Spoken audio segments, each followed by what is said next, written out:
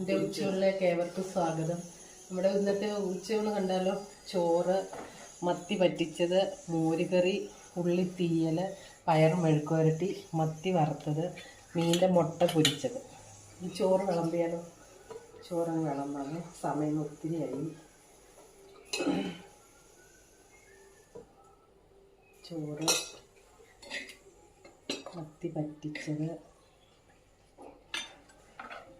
മോരുകറി, പയർ മെഴുക്ക് പുരട്ടി,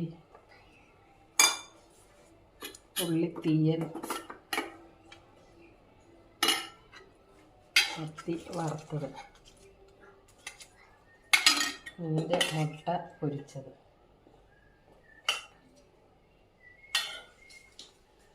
ഇതാണ് ഇന്നത്തെ എൻ്റെ ഉച്ചവിഭവം.